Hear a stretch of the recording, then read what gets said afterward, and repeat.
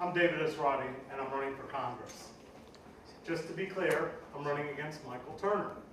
Michael Turner has been in Congress for 20 years.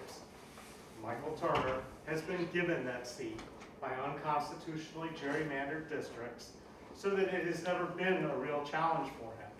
The closest he's come has been 14 percentage points, and that was to Teresa Gasper 4 years ago. The district has been slightly changed. It is now all of Montgomery County, all of Greene County, and a part of Fayette has been switched to a part of Clark. So they removed Fayette County, added parts of Clark. It is unconstitutional. It will be redrawn in 2024. I am the proverbial sacrificial lamb, okay? Because the district is still weighted Republican, but more to the point, Mike Turner has raised $1.7 million, 90% of it from out of state. He has the backing of 27 billionaires. How many of you know one billionaire? Raise your hand. Actually, know them. How does he have 27 billionaires? Never mind 45 political action committees just in this reporting cycle. We have the best politicians money can buy.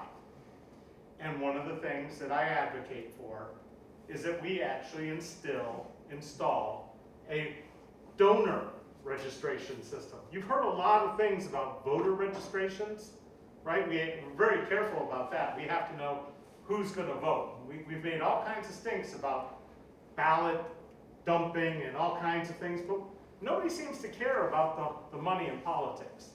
And the way I envision this is the government would build a portal. You would have to register showing ID as a donor, and then when you go to donate, you donate through that portal and it goes to your candidate and it is reported in real time. The current system we have right now is not in real time and it's self-reported. So there happens to be a billionaire named Steve Cohen. He bought the New York Mets. You know, we all do that, right? Something just for fun. If you look in the Federal Elections Commission database, you can find him as Stephen with a PH, Stephen with a V, and Steve. You can find him with an address in Connecticut. You can find him with an address in New York, which equates to 5 different Steve Cohens at a minimum. That is not a good system. If we really wanted to make things so that you could understand what's really going on, we would dress like NASCAR drivers. And we would have logos for all the people that have bought, sold, and paid for our politicians in the Capitol. Because that's basically what it comes down to. I've raised those people. I'm very lucky to have a few friends that have a little bit of money and believe in me. I was lucky enough to get posters donated to me by Shepard Fairey. You don't probably know that name, but you know his work. He designed the Hope and Change posters for Obama. You remember the red and blue face? That's his work, and he donated some of those posters. So if you donate to my campaign, doesn't matter how much, you're entered in a random drawing to win one. And if you volunteer and go out and campaign for me, same thing. I have t-shirts that aren't about me, but about what we need to change. And there are 2 major things that I thought was going to be the big things back when I started running, which was 1, responsible gun ownership after the horrible shooting we had in Uvalde and after the shooting in Buffalo. And I have very strong opinions about that because I am a former member of a well-regulated militia, the U.S. military.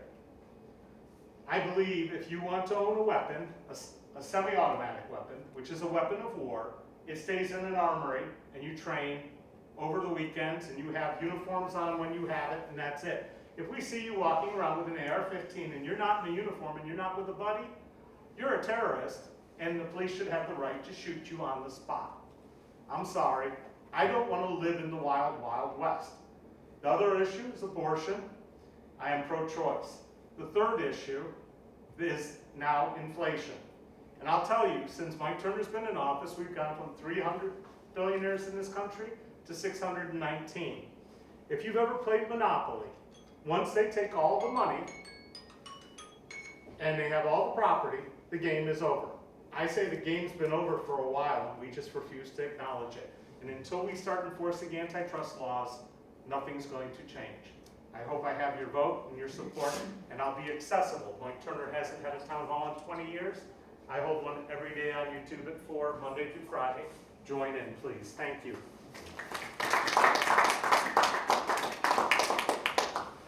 David, can I ask you a question? Sure. What's your view on term limits? I believe that if we didn't have elections that were bought, sold, and paid for, and we had a true voter information system, and we had ranked choice voting, where we could actually rank our candidates by how much we like them or don't like them, we could solve that problem. But I don't see that happening real quick. But what I would like to see is mandatory retirement of everybody in Congress, all Supreme Court justices, government employees at age 70. I think we need to have younger people running our country. So I've in effect endorsed the term limit on myself because I am 60 now, believe it or not. And at 70, I would be done.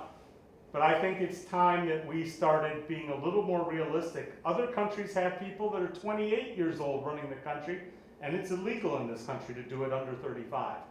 So I think we need to make that as the first step. We've had term limits in Ohio, and all we've seen is them play musical chairs, switching from this position to that position to this position to that, and we're getting the same people. And so I don't think term limits are the answer. Thank you. Sorry, Andrea. No, you're fine.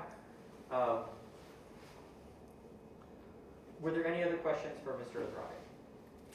Oh, Isn't it true that until there's comprehensive campaign finance reform, that nothing's going to change, and neither party has pushed that to the forefront of their... well, neither party can push campaign finance reform because they're both dependent on it. I personally run an ad agency. And the ads that they spend their money on and the way they spend it is criminal in the first place. Sure. First off, there's no truth in political advertising at all. Okay, anything goes. You can say pretty much anything and get away with it. Number two, advertising is a really horrible way to choose your candidates. I believe we need a voter information system, one which has every position that's elected with a full description of the job, the pay, how you get elected, how you get removed from office, what your duties and responsibilities are, and track your voting record so that you can examine that and compare it to what they said they were going to do when they were running. I'd even like to take it as far as having candidates answer questions, and you can answer questions, and it matches up your candidate to you based on your views and their views. They do that on a site called I Stand With for presidential candidates. I would like to see it at all levels throughout this country. But the reality is the first thing that needs to go is Citizens United, which was a horrible decision, and it's brought all this dark money into politics. We're spending $15 billion on an election cycle. $15 billion would buy an awful lot of affordable insulin for Americans. $15 billion could provide an awful lot of prenatal care, could do all kinds of things in this country. And the worst part is, from my standpoint as somebody in advertising, is this happens in the fourth quarter when my clients need to buy advertising to sell products to their clients, customers like you, and they're getting squeezed out of advertising space by politicians up until November 8th. We need to move the election day to the 4th of July so that it doesn't interfere with retail in the fourth quarter, period, end of story. Plus, it's a lot nicer to go out during the 4th of July to vote than in the middle of a snowstorm or to go door to door when it's getting dark at 7 o'clock. So it would make perfect sense. Plus, if we're really going to celebrate our independence, let's do it on the 4th of July and vote on that day. It's a patriotic duty. Shouldn't we just have voting for like a week instead of one day? Well, I mean, then realistically, we do right now because we have early voting. Yeah. And although there's a lot of discussion about whether vote by mail is okay or not okay, depending on which party you're in, realistically, that's not the biggest problem, okay?